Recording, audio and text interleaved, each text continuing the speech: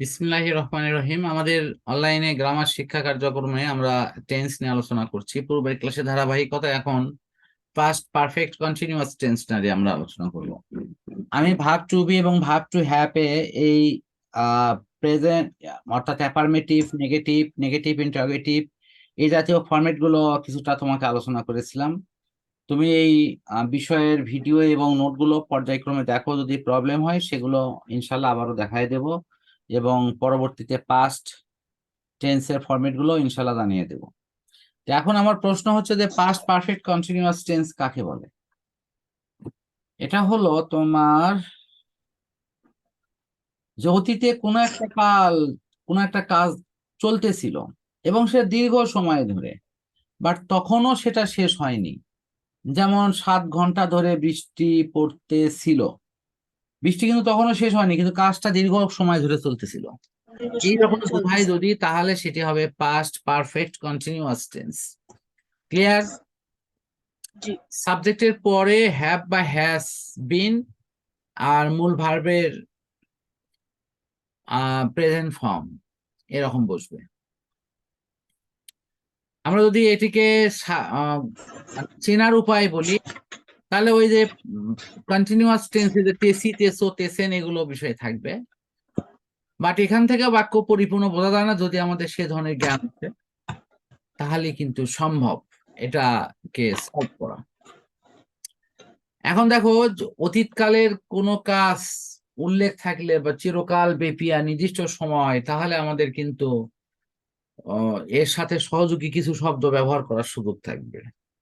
After, yesterday, এরকম কিছু। সাবজেক্টের পরে সাহায্যকের ভাব, এটা বসাতে হবে ভাব টু বি। ঠিক আছে? জি। এখন দেখো ট্রান্সলেট। এখানে ট্রান্সলেটের সময় তোমাকে খেয়াল করতে হবে কোনটা সাবজেক্ট, কোনটা ভার্ব, কোনটা অতিরিক্ত বা এক্সটেনশন অংশ। প্রথমে সাবজেক্টে খুঁজে বের করো, তারপর ভার্বটা লেখো, দেন এক্সটেনশন অংশগুলো পরপর যোগ করে দাও, তাহলে ইনশাল্লাহ এটা হয়ে যাবে।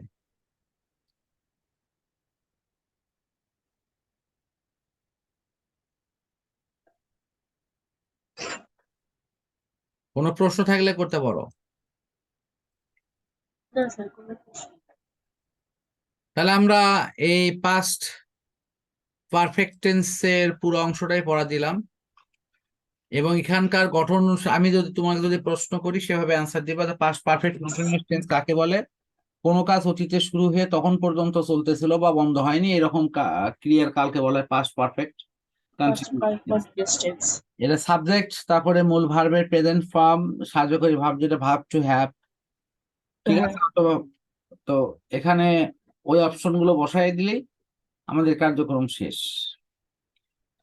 এখন দেখো, প্রথমে সাবজেক্ট, তারপরে মূল সাহায্যকারী verb have been, has been, had been, এগুলো বিষয়গুলো আসবে। হ্যাজ বিন, হ্যাভ বিন কোথায় আছে? এটা প্রেজেন্ট টেন্সে আছে। পাস্ট টেন্সে ওটাই হলো শুধু হ্যাড বিন। শুধু কি? শুধু হ্যাড বিন। আশা করি এটা বুঝতে পারছো। তাহলে সাহায্যকারী ভার্ব শুরুতে বসলে ইন্টারোগেটিভ, মাঝখানে শেষে বসালে কি হবে? নেগেটিভ। আর নেগেটিভ ইন্টারোগেটিভ কিছু অপশন আছে, সেগুলো এখন না। এই দেখো, এখানকার কিছু সলভ করার ব্যাপারগুলো দেওয়া আছে, আশা করি দেখবা।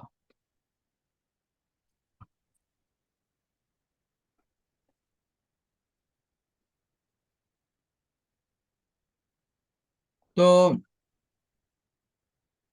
পড়া কি ওইটুকুই থাকবে?